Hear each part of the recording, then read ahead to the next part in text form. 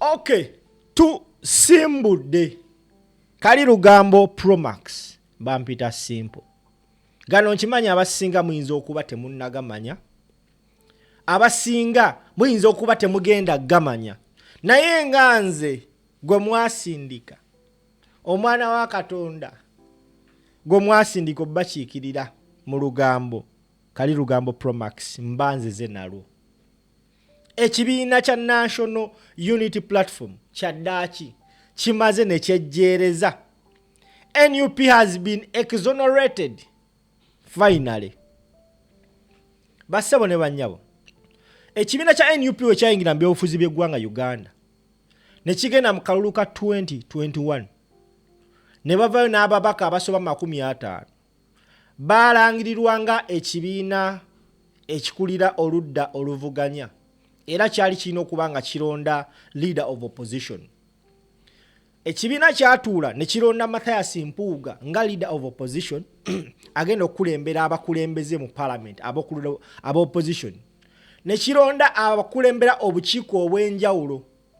Kyalonda omuvubuka eyali atwalibwanga junior mu parliament okulembera akakiiko akamanyikiddwa nga akakosase. Yali Joel Ssenyonyi. His first time in parliament, he was assigned okulembera akakiiko kakosase. Akakiiko kakosase kavunaanyizibwa ku kugoberera ebitongole bya gavumenti engeri gye bikolamu emirimu gyabyo. Kalondoola ebitongole bya gavumenti. Emyaka 2 n'ekitundu gye yatula mu kakiiko ako nga tebannaba muzza mu kifo ekimanyikibwa nga ekya leader of opposition. Bassebo ne bannyabo, Joel Ssenyonyi yakola ebitendo abantu bonna abali babadde mu kifo ekyo be bataakolangako. Era na buli kati ekifo kya Kosase tukitwala ng'ekiri dormant nti omuntu akirimu right now Honorable Segona Medal Lubega tayina kintu kye yali agambye bannayuganda nti yakoze ku kino ne kino. Egimu ku nsonga Joel Ssenyonyi ze yakolako mu kakiiko ka Kosase nga yakakulembera gwe ssebo bannya bandaba. Yavaayo n'ayasanguza omukyala nankulu wa Uganda Airlines amanyikibwa nga Jenifer Bamuturaki. Kati njagala otambuze video etuse ku nnyanjula. We bugenze okukya ku makya ng'omukyala oyo agobeddwa ku mulimu ogwo. Omukyala oyo yabadde akulembera kampani ya Uganda Airlines. Kampani ya Uganda, ennyonyi za Uganda. Omukyala oyo abadde CEO waazo. Joel Ssenyonyi yavaayo n'ategeeza eggwanga mbu omukyala ono yali incompetent, yali tagwana mulimu ogwo. Era gwe ssebo bannya batulaba baalwana nnyo Joel Ssenyonyi bwe yavangayo n'ayogera ku nsonga z'omukyalo n'okuba nti first and foremost omulimu ogwo teyagufuna on merit. Omulimu ogwo someone was called by someone n'amugamba kwata omulimu guno oguwa omukyala bwati ne bwati. Bassebo ne bannyabo, we tuwogerera essaawa zino omukyala oyo takyayina mulimu. Joel Ssenyonyi yakubanga omulanga n'abagamba n'omukyala talina kubeera mu kifo kino. Era balina okuba nga bamufayalinga olw'ensonga abadde nga causing so many losses for the country. Omukyala ono yaweebwa omulimu guno naye emyaka 4 gy'amaze ku mulimu guno bagenze okubalaabalamu bassebo ne bannyabo ng'akozinze losses ezitabalika eggwanga lya Uganda. Omwaka ogwa 2021 Uganda yakola loss. Eyo company ya Uganda Airlines yakola loss ya billions 164 mu milioni 5 ye loss gye twakola. Mu mwaka gwa 2022 yakola loss ya billions 266. Omwaka gwa 2023 Uganda Airlines ng'ekulembera omukyala Jenifer Bamuturaki yakola loss ya billions 324. Omwaka gwa 2024 nekola loss ya billions 237 mu milioni 8. Bw'ogattagatta ssente zo bassebo ne bannyabo Uganda Airlines zeekostinze eggwanga lya Uganda. Remember zino ssente nabagamba, zino ssente loss ze tukola, ssente zino teziva mu faamu ya Museveni ekisozi no sente zino teziva mu oba faamu ya Anita Mongi no sente zino zaffe abawi b'omusolo fa abazisasula. Now omukyalo ono Joel Ssenyonyi yafuba nnyo okulaba ng'ategeeza bannayuganda ng'agamba ensi nti omukyalo ono bassebo ne bannyabo newankubadde nga baamuwa ekifo kino omukyalo ono takigwana. Ekifo kino omukyalo ono takigwana era yavaayo n'amukunyakunya mu meeting emu gye yaliko naye mu kakiiko ka Kosase. Omukyalo ono Joel Ssenyonyi yavaayo n'amubuuza ebibuuzo ku ssente ezaali zitandise okuba nga zibulankanyizibwawo mu Uganda Airlines. Omukyalo ono bassebo ne bannyabo yagaana okuddamu Joel Ssenyonyi. Njagala owulirize encounter ya Joel Ssenyonyi gye yaliko n'omukyalo ono olunaku olumu we yamuyita mu kakiiko ka Kosase okumusoya ebibuuzo. This is what happened. Katukomewo. For which I want proof that you traveled. All these others, you did not travel, and yet money was given to you, and now it's over a year. So now that you didn't travel, whatever the reason, did you refund that money? Because that's part of accountability. Either I traveled, here is evidence, or I did travel, but now that the money has been sent to my account, here it is, I have refunded it. Did you refund the money? Yes or no?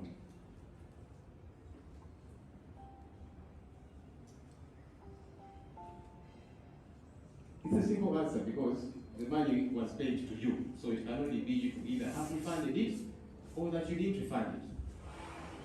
So, did you refund the money? Yes or no?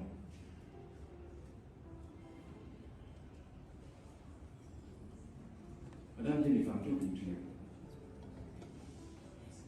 Proceed your chair. For which I want proof that you All right. all these others. Oli ku verse strange 256 gwe sebo banya batulaba bampita simple. Emu ku nsonga lwaki bannayuganda Andrew yali ku mukutu edda namukyazaako ku empire n'angamba nti emu ku nsonga lwaki bannayuganda mwali muyina okusabira ennyo omusajja amanyikibwa nga Joel Ssenyonyi Joel Ssenyonyi omulimu gwe yakola mu Kosase yalabisanga abasajja ababba billions ne billions z'omusolo. Era nga abasajja abo balinga ready okwagala okujjawo Joel Ssenyonyi kubanga yali abalabisa. Era n'agamba nti ekifo kya Kosase kyekifo ekisinga okubeera ekiri crucial mu parliament awo, because omuntu ali mu kafo chairman wa Kosase asobola okuvamu akakafo nga musajja mugagga nnyo, because Bamuturaki ajja kujagala oyisawo billions 235 agambe waayi ndeka ngende nejjuguli kwatako billions 2. So abasajja abo bagenda okuva mu kakiiko ako nga bagagga nnyo. Kiba kizibu nnyo olina okuba nga oli wa mutima mugumu nnyo era ng'oyagala nnyo eggwanga lyo okuvayo ku exposing abantu nga Bamuturaki, because first and foremost they were recommended by the president himself Yoweri Kaguta Museveni n'awa order nti waaye woono omulimu nga tewali even any scrutiny whatsoever. So Joel Ssenyonyi omulimu gwe yakola okuexposinga omukyalo ono Bamuturaki gwali gw'amaanyi. Now kugambye akozinze billions and billions of losses to the country nga leadinga ekifo ekyo ekya Uganda Airlines. Now eno encounter Joel Ssenyonyi, one of the encounters ze yafuna naye nga bagamba nti today in Kosase I asked Uganda Airlines CEO Jenifer Bamuturaki to account for the 12,750, about 50 million Ugandan shillings per diem that she requests that she got for as acting CEO last year in June to travel to different countries. She did not travel, but she did not refund the money. This was her response. Yamutuza mu kakiiko nga afunye okutegeezebwa nti omukyalo ono yaweebwa millions 50. Millions 50, omutwalo gumu mu 12,750 eza dola, almost millions 50 ze yali alina okukozesa okuba nga atambula mu nsi ez'enjawulo. naye bassebo ne manyabo Joel Ssenyonyi yagenda ofuna yakizuula later on nti omukyalo ono teyatravelinga n'amubuuza sente ezo wazizzaayo oba tewazizzaayo omukyala yasirika yagaana ovaamu ekigambo kano kagenda bbaka wanvu njagala okatambuze simanyi kibiina kya NUP wekiba nga kigenda kuddayo mu parliament oba kisobola okuzza omusajja ono ku kakiiko ka Kosase oba bagenda mu I actually don't know because NUP kano Jessica nkayiseewo kyekibiina ekyajja mu bukulembeze ne bakinyooma nga kikutte bewanise ba junior politicians ne babakwasa ebifo ebyenkizo. This time round mu kalulu akawedde akabadde ak'okubba akamankwetu NUP yasobodde okuyisaawo other junior politicians mu parliament. For example Nkeretanyi yayiseewo waliwo n'omuvubuka Maseruka yayiseewo and of course I expect NUP webanga egenda kukkiriza okuddamu genda mu parliament kuba tukyalinda official statement from the party not yet confirmed naye wayinza okubaawo abakulembeze obutagenda mu parliament oba ogenda mu parliament. There are two things. Tulinda kibiina tebanakola press conference, it's now close to 17 days tebanakola press conference yonna tebanavayo kuwa official communication. Naye bassebo ne bannyabo nze ndabanga with the guidance Joel Ssenyonyi gy'alina I'm seeing a person like Nkeretanyi ng'atabukidde government. Nkeretanyi yavuddeyo n'agamba nti nze ekibiina kyange okikira kumanya nekigamba tetugenda genda mu parliament sigenda genda. That was a very brave statement made by him. Kyannaku nnyo nti tulina abakulembeze nga Shamim Malende abaalinga so much vocal naye ever since we baamulangirira nti awangudde yasirika bwecce na buli kati bannayuganda beebuuza what went wrong with Shamim Malende. Sebo oba nnyaba ndaba kankuzeeyo ku Bamuturaki. Joel Ssenyonyi yavaayo n'agamba nti omukyalo ono ayina abantu ab'amaanyi abakavalinga ebikolobero byakola. Twagenda kizuula ng'omukyalo ono recommendation ye yava wa Mwami Museveni. Joel Ssenyonyi we yatuuza omukyalo ono n'amwokya 4 na 5 yasaba ensonga y'omukyalo ono ereetebwe ku floor of parliament bagidiscussing. Bassebo ne bannyabo omukyala amanyikibwa nga Anita Among speaker wa parliament yakola bukisoboka okulaba ng'ateeka fayiro y'Abamuturaki mu nkwawa na buli kati tevangayo. Olw'okuba nti Joel Ssenyonyi always he has to be accountable. Yafuba nnyo okulaba nga bannayuganda buli nsonga gye yakola Joel Ssenyonyi ng'ali mu kakiiko ka Kosase yategeezanga eggwanga nti olwaleero tukoze kino bwekiti ne bwekiti tutunudde mu nsonga bweti ne bweti era kino kye tutuseeko. This has been a conclusion. We yagamba speaker oleeta ensonga y'Abamuturaki ku floor of parliament speaker yagaana. Era gwe ssebo bannyaba ndaba ennaku z'omwezi nga 22 omwezi ogwa August 2022 Joel Ssenyonyi yakola post eno n'agamba I'm told Speaker Anita Among called some of my committee members to her office and asked them to start a censure motion against me for indiscipline and disobeying Speaker's order. During the Uganda Airlines inquiry, she wrote to me this letter, guiding me to lock the media out. Joel Ssenyonyi agamba nti yafuna amawulire ennaku z'omwezi nga 22 nti Speaker yayita abamu ku bantu abali ku komiti ya Kosase gy'akulembera nga baagala batandike okuyisa ensonga y'okumugyamu obwesigwa ku kifo ekyo mbu olw'okuba nti ya disobeying orders za Speaker ku nsonga za Bamuturaki. Kuba yamugamba nti ensonga ezo zijje mu mawulire naye ate nga bannayuganda balina okumanya ensonga nga bwe zitambula because zino ensonga za ggwanga Uganda. Era n'agamba nti yene ebbaluwa omukyala Speaker Anita Among gye yawandiikira Joel Ssenyonyi nange ngifunye bassebo ne bannyabo njagala ngikuyitiremu. Ebbaluwa Anita Among yagiwandiikira Ssenyonyi ennaku z'omwezi nga 22 omwezi ogwa August. Ebbaluwa eno ng'egamba njagala tugiyitemu ffenna mpola mpola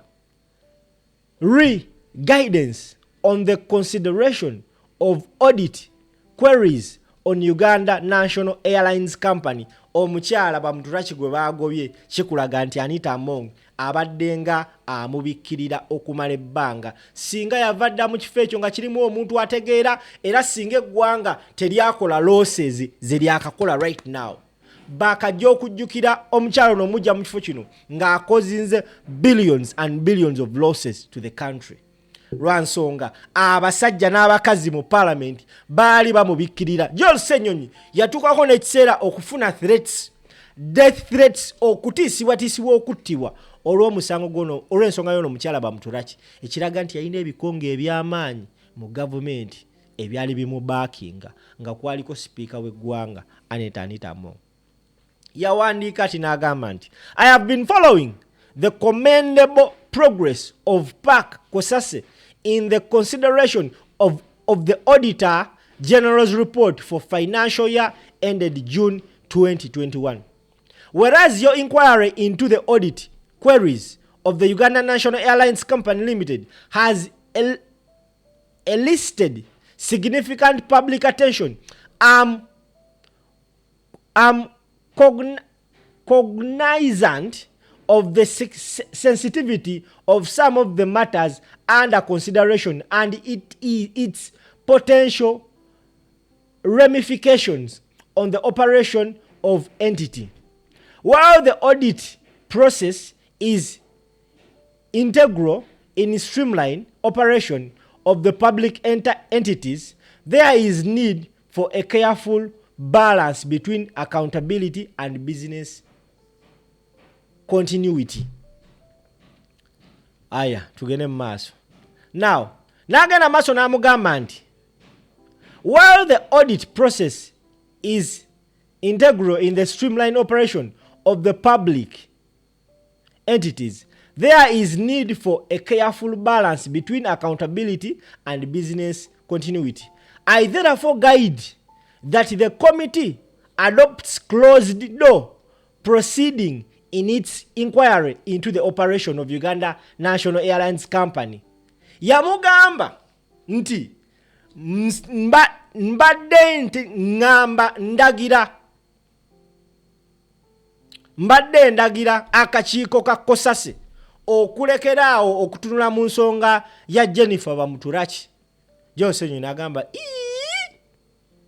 lwaki ndekerawo tunula mu nsonga ng'omukyalo ono enyigo tutunulamu yaweebwa $50,000,000 ogenda otambula ku mirimu gy'eggwanga n'atagenda sente n'atazizzaayo, lwaki ndekerawo zitunulamu?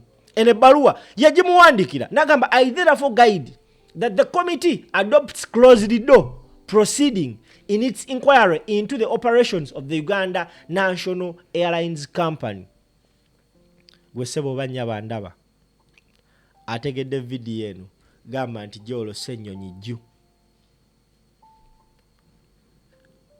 Joel Ssenyonyi okubeerawo kwe ng'akyali mulamu bassebo ne bannyabo Katonda ekino ekintu akirimu ne bannayuganda tebasobola musevinga. It is only God, because he used that little time he had nga chairman wa Kosase okuexposinga abantu banene.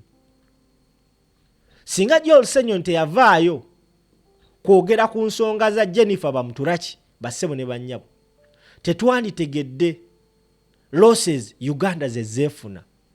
Nziramu okusomera losses zeekoze mu mwaka gwa 2021 we balonda Jenifer Bamuturaki nga akulembera akakiiko kano. Kosase yaluzinga billions 14 mu milioni 5. Billions 14 zisobola ozimba a fully equipped hospital. Mwaka gwa 2022 Uganda Airlines yakozinga Uganda loss ya billions 2.6. Billions 2.6 zisobola okusasula abasomesa b'amasomero ga gavumenti tobala oba okuzimba amasomero g'otamanyi muwendo.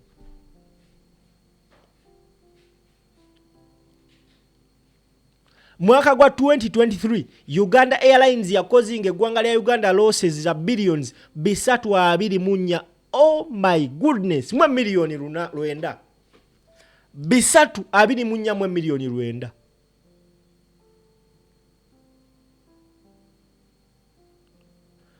Zona obalamu nti okuva omwaka gwa 2021 we yalondebwa mpaka 2024 sinagatako 2025 si gwo auditor general tanabagubala neje jine emyaka auditor general gye yabala nagamba nti company eno ekozinze Uganda losses zino bweziti ne bweziti 2025 tebanabagubala naye expect many losses agenze okulaba nga kitabusi basebo ne banyabo neye goba oba ne bamugoba emyaka gyabadde nga CEO wa Uganda Airlines basebo ne banyabo Uganda loses almost $1 trillion plus.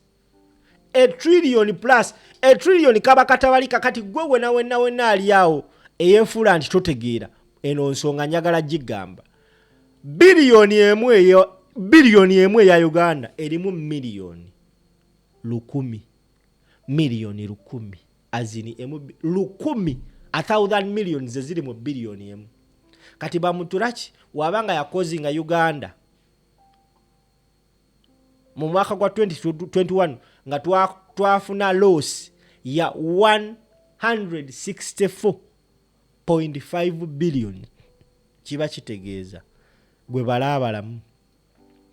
balabalamu omanye sente gwanga Uganda lyezikoze loss kulwa omukyalo oyo Jenifer Bamuturaki ng'ali mu kifo ekyo Ssenyonyi kye yafuba okulaba by 2021 yatandika ku nsonga yo n'omukyala ng'abagamba omukyalo ono bannaaye tasaanidde kubeera mu kifo kino omukyalo ono tasaanidde kuba mu kifo kino because bagenda otunuulira nga n'obuyigirize bwe she is tebutuuka na mutimba tebutuukirira ku level y'ekyo ekifo. Naye abasajja bano bafuba nnyo okulaba nga bakweka obujulizi n'obukakafu bw'ono omukyala. Twatandika okulaba nga waliwo awards ono omukyala bamuwako na awards nga yasinze mu nsi yonna award y'okubanga yasinze oba okuddukanya ebitongole by'ennyonyi. Uganda Airlines ekoze losses n'owulira ennyonyi yakwamidde wali engine yakwamidde wali biki all those losses come to us the Ugandans gwe asasula omusolo ezo sente gwe sebo banya bandaba that is your money. Tewali sente zikozesebwa mu government entity kusasula bakozi ba government nga ziva mu famu ya Museveni ekisozi no la abadan that is our money.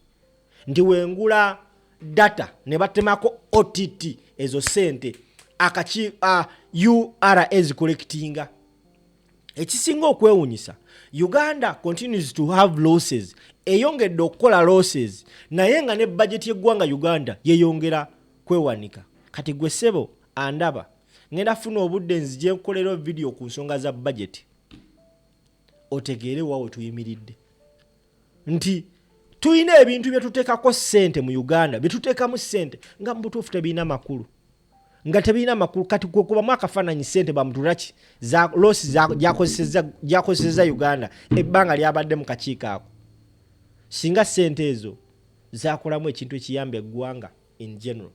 What does this mean? Nti Uganda is a failed state. Mu nsi etambula obulungi ono Bamuturaki tebandi mugobye bugobi. Bamuturaki babadde bamugoba ne bamukwata n'omukwata okategedde naye olw'okuba nti she is related to someone that is close to Museveni she will go scot free. Ajja kutambula butambuzi agende bampita simple nagambye kawanvumu naye nfubye olaba nga nka executinga to my best. Choino kola kiri kimu nyamba kigenda kunnuma nnyo eno video otagisharinga gwagiraba. Choino kola kyekyo kyokka. That is the least you can do for me, to share this video to as many people as you can. Nyongera okujjukiza nti if you want to advertise with us please feel free using that number ya wansi. Nkwegayiridde don't call but text us on WhatsApp. To WhatsApping otugambe nti oyagala kulanga because onokuba agenda okukwata agenda batategera byoyogera. So choino okukola just WhatsApp sindika WhatsApp kwe namba otuwe details tukwatagane tubeere nga tukulangira business yo. Maliriza nga nkutegeeza gwa tulaba nti at only 1.5 million osobola ofuna poloti yettaka mu Jolo Quality Properties. Simply call the number down eri awo wansi gikubeko ate omukyalo oyo agenda